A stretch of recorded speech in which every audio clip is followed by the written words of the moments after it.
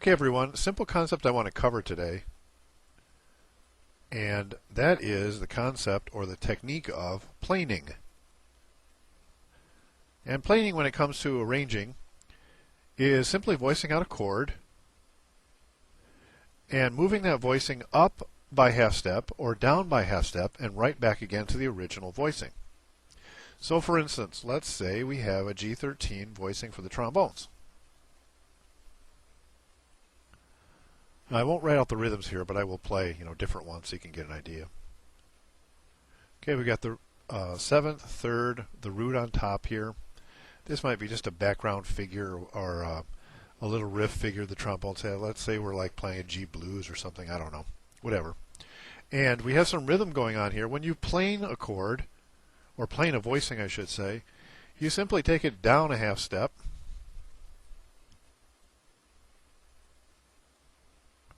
We'll make this E flat. And then you take it back up to the original voicing.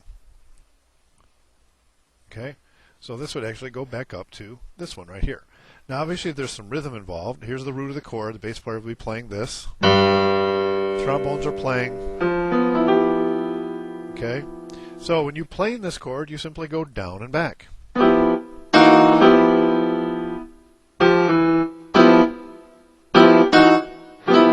Okay? Now when I'm recording my keyboard, sometimes the information is too much for it, so sometimes you hear dropouts. And that's why. But I try to play them slow for you.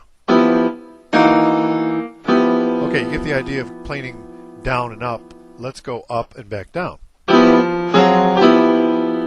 Okay, so in this case, this voicing went upwards to half step. I won't write it out for you, and then back down the original voicing.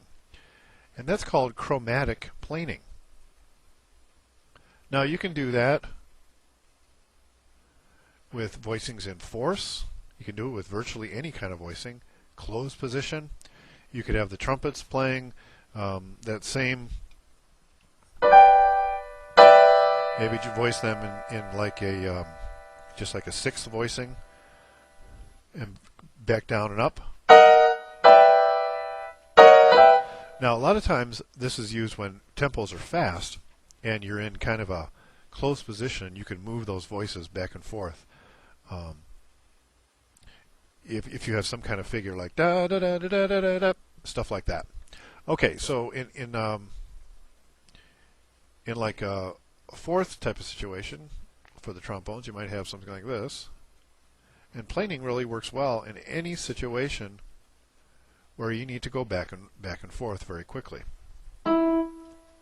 Okay, maybe this would be I don't know, F major 9 or something like that.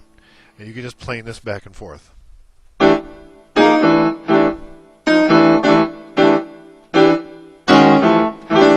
Okay, so obviously that was up and back, going down chromatically and back up. So make sure that everybody moves by half step.